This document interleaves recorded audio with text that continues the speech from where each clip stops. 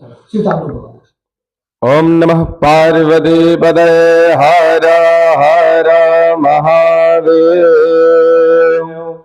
ओम जटाटवी गलज्जल प्रवाह पावित स्थले गले वलंब्य लंबितांबुजंग तुंग मालिकां डमड्डमन्निनादवड्डमर्वयं जकार चंड तांडवं तनोतु नः शिवा जटाकटाह संभ्रम भ्रमन्निलिम्पनिर्झरे विलोलविचिवल्लरि विराजमान धग धग धग ज्वलल्ललाट पट्ट पावके किशोर चंद्रशेखर रते प्रतिक्षण मम धराधरेन्द्र नंदिने विलास बंधु बंधु रस दिगंत संतति प्रमोद मानसे कृपा कटाक्ष धोरणे निरोध दुर्धरा पदे क्वचित् दिगंबरे मनो विनोद में दुनि जटा भुजंग पिंगल स्फुरत परामणि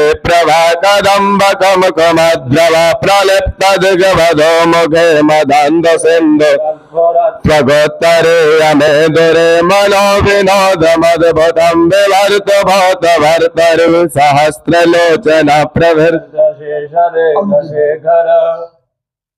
एक ये स्वर आपने सुन लिया महाराज जी, थोड़ा थोड़ा दो दो लाइन करके अगर 3-4 स्वर में आप सुना दे, दूसरा स्वर में सुना देती है,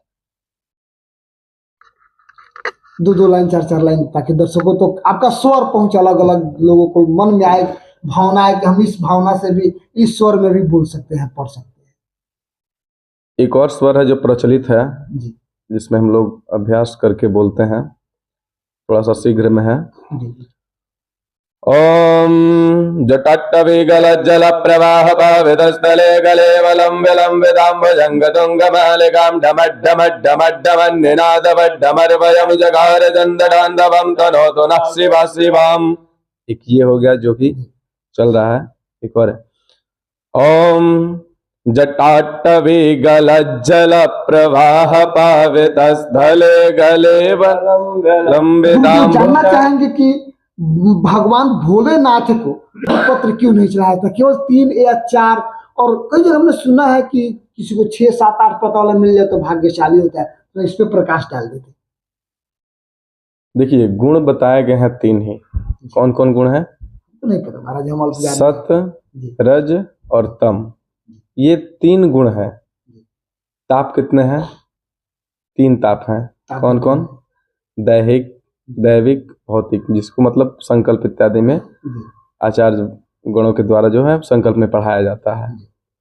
तो 3 गुण ही हैं और 3 ही ताप हैं, 3 शक्तियां हैं। तो बिल्वपत्र 3 पत्ता वाला चढ़ाने का मतलब यही है कि सत, रज, तम, ये तीनों गुणों से युक्त है बिल्वपत्र भगवान शिव को अर्पण कर रहे हैं। भगवान को बताया गया कि निर्गुण है, निराकार है, सभी आकार उन्हीं से निकले हुए हैं, भगवान शिव के द्वारा ही। तो बताया गया कि भगवान को कोई भी अपूर्ण वस्तु नहीं चढ़ानी चाहिए। फल को भी आप देखिए होइएगा कि काट के नहीं चढ़ाया जाता भगवान को प्रसाद के रूप में। ध्यान से सुनिएगा, आप जो छोटे छोटे काट के प्रसाद चढ़ाते हैं वो गलत है। बहुत बड़े आचार्य बता रहे हैं कि भगवान को कटा हुआ फल अर्पण नहीं किया जाता है जी। अब एक और चीज है, देखिएगा, ध्यान दीजिएगा कि पूजन इत्यादि में हम लोग मंत्र के बाद में जो है वो भगवान को बोलते हैं कि नैवेद्यम निवेदयामि, या फिर चंदन चढ़ाते हैं तो बोलते हैं कि चंदनम समर्पयामि, और नैवेद्यम के साथ क्या बोलते हैं कि निवेदयामि। निवेदयामि क्यों बोलते हैं? मतलब मेरा प्रश्न से अलग हो गया, जनमानस के लिए और कल्याण नहीं, मतलब उसी में बता रहा है ना कि निवेदन, दूध आप ही का है, भगवान के द्वारा दूध, जो भगवान के द्वारा जो गाय की रचना की गई उसके द्वारा दूध प्राप्त होता है। उस दूध से हम लोग क्या अलग अलग वस्तु बनाते हैं, दही बना लिए, दूध में चावल डाल के खीर बना लिए, तरह तरह की पकवान, मिष्ठान इत्यादि बनाते हैं। तो जो भगवान ने दिया है उसमें कुछ अपनी कलाकृति दिखा करके और उसको बनाते हैं, तो उसको निवेदन करते हैं कि भगवान इसको मैंने अपने से बनाया है, इसमें जो भी त्रुटि है उसको आप ग्रहण करें, इसलिए निवेदन करते हैं भगवान को। वस्त्र इत्यादि, वस्त्र में भी क्या, वस्त्रम निवेदयामि या फिर उपनहयामि क्यों बोलते हैं? क्योंकि भगवान के द्वारा ही रेशम कीड़ों के द्वारा जो उत्पन्न होता है वो हो गया, कपास के द्वारा सूती वस्त्र जो है वो बनाया जाता है। तो दिया हुआ तो सब उन्हीं का है। हम अपनी कलाकृति कुछ दिखाते हैं तो उसको क्या बोलते हैं? निवेदन कर रहे हैं।